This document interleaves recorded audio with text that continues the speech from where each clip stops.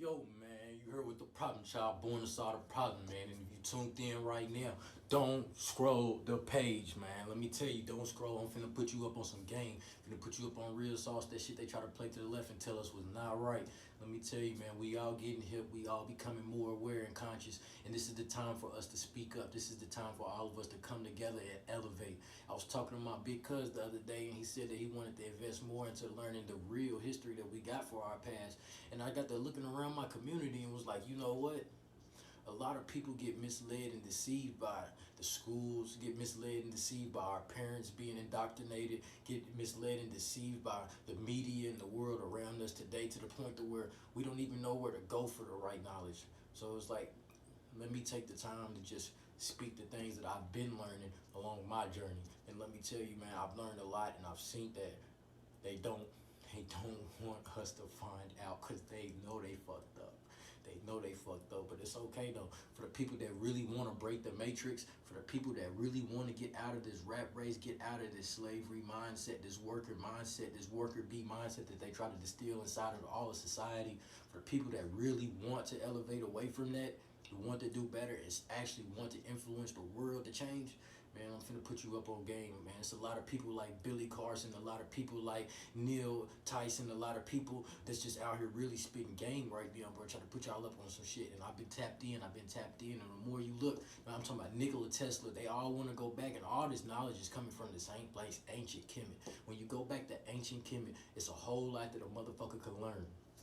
Look, man, see, my thing is, it don't matter how far back you go in history, what culture you go to, what language it's in, when you get all the theatrics and all the religion out of it, the misconceptions out of it, they usually have the same root origin of story. They all have the same gods in the beginning. Even if it's a different name, they're telling the same exact story. So why the fuck is we all get mixed up in the extra bullshit? Stick to the origin. So see, my thing is, when you go back to the very beginning with the Mesopotamians, they're going to tell you about the Anunnaki that came from a planet Nibiru far away in a different galaxy. So they had a war that was going on there, and shit got bad. They had to come here because the galaxy was fucked up, and they had the atmosphere fucked up. So they was mining gold from our planet, because there's a whole lot of gold on our planet, and they could fix the atmosphere that they had going on there. Now, if you look back in the Bible, if you look back in the Qurans and Torah, they'll say, let us make man in our image. It's not saying my image. It's not saying, but it's saying our. That's the thing. It was already multiple different beings before they made the first man. There's a whole lot of shit going on. Time is just a concept. Time is just perception. So when you had that going on right there, you had one guy that came here and started to have an attachment to the people that was Inky, because one of his sons ended up being a human, had sex with a human. You know, when you walking around with them, they looking good, you do. That shit happen. Alright, so look, man, this where shit get wicked. When Amin Ra tells Enki and everybody that we're gonna flood the planet because the humans are getting too populated and might overrun us, that's when Enki's like, you know what, I just can't go for that shit. I just can't go for that. My son's down there. His son's a demigod. So he tells his son to go get the DNA from every animal around and to build this ship so he can go up when the water floods. Not get every fucking animal on the planet, because that shit don't even make no fucking sense. So yeah, he goes up, and when they come back down from the flood, he says, you know what, we need to repopulate the planet. So Enki gives the task to Thoth, which is an Atlantean priest king, Atlantis. So yeah, Atlantean priest king who's never claimed to be a god, but who's one of the wisest, was the wisest person to walk the planet at the time. So he was tasked with repopulating and building up civilization again. And first task that he did was build up ancient Kemet again. When they rebuilt ancient Kemet with all the pyramids and how great it was, they told Thoth told all the people, hey, look, pass this on to the four corners of the world. That's why no matter where you go, in Aztecs, the Mayans, in America, South America, Asia, Europe, Africa, you see pyramids, because Thoth told people to pass the knowledge on. So that was the reason that was so important. He was the holder of the Book of Life, the Akashic Records. This was somebody that was one of the greatest, most important guys of all right back at that time. Alright, so I know that story sounds just like Noah in the Bible. And keep in mind, that's just the white people trying to put a spin on it. So boom, if you know the story of Noah and how when the flood comes back, you know where they landed. It's a place called in Asia, the Caucasus Mountains. This is where Yakub, which would be Jacob in the Bible, took his flock, where he would be the shepherd, out into an island, and right now they say that they got technology and stuff that's so advanced. They had shit back then that motherfucker we still can't touch now. And one thing they had back then was DNA modification. They modified the genes between the flock, which would be the people, and they said that they split the genes from black to white. That's where white people were created right there. So boom, now as we go on through time, we're integrating, we passing knowledge back and forth, and you see how shit going. They watching, they peeping, they learning. So now as we go on and move a little bit further, you get to see Jesus come into the picture. Jesus was against the Roman church the whole time. He was beefing with them. This was a political assassination when he died. They did not want him to pass this message on. Anyone that stands against us is supposed to die. It's the same thing that happens now. So when everybody wants to stand for Christianity and stuff like this, and this is the people that started Christianity, that's the same people that killed Jesus.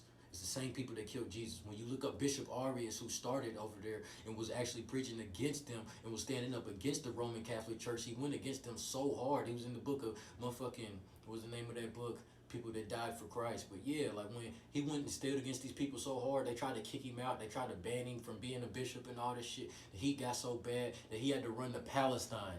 He had to run to Palestine so that he could continue to preach to the people and to gain influence so that people would not sit here and keep falling for the bullshit. Now look, the first Christian council ever was the Council of Nicaea. The Council of Nicaea was mostly people who was in fucking Europe and the motherfucking Middle East, Northern Africa. There was people that was trying to indoctrinate civilization and to believe in stories that Christ was supposed to be more than what it actually was. So now Bishop Arius fought against them, and he was not going for the bullshit. When they assassinated this man that killed him, it was a big effect. It was a big effect on the pop. So now you go through these dark ages where they start to spread all this bullshit. They start to teach all these lies. Then it goes to where Europe is becoming more popular and more popular. The Middle East is becoming more popular and more popular by the minute. Not even the decade, by the minute. So boom, now you get to where King George is coming in and they have this 100-year plan after the dark ages passed. That you know what, now the next one's finna come.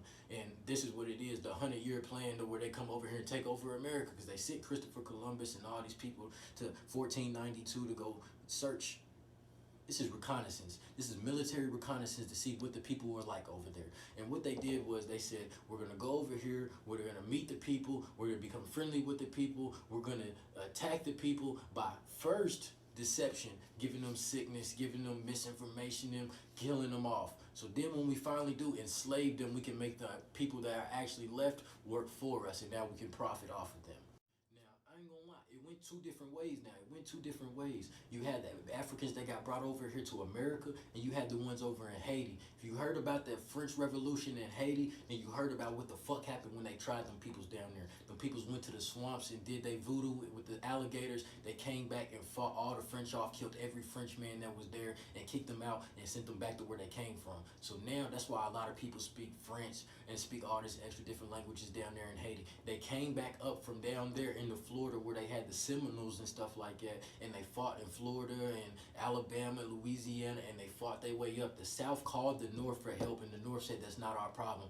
That's what the Civil War was about. It was not about freeing the slaves. It was because the slaves freed themselves and they fought back. It caused such a problem that they couldn't hold it no more. So now they just switched the system. Now they have Jim Crow and they have all these different laws to where they lock you up. Then they got where they make it hard for you to live ever at all. So then boom, it switches over. Now we can't hold you in chains, we have to hold you mentally. So now they introduce the drugs, they introduce prison systems into the world, and this is when we're getting into the newer day age right now. And then you come into a world like this. We come into a world where people are becoming awake, people are elevating their mind, and they starting to not go for the bullshit. They starting to realize that we've been duped. They starting to realize that there's more to life. They starting to realize that the government is hindering us through religion, through politics, through the media, through so many different angles, that only way that we can defeat it all is to say that we are no longer a part of any of it. Now, see, this is a lot of shit to take in right now, but for the people that stuck to the end of this video, I'm telling you, I'm going to do a whole lot more lessons on where I can help you out and I can put you on the right direction,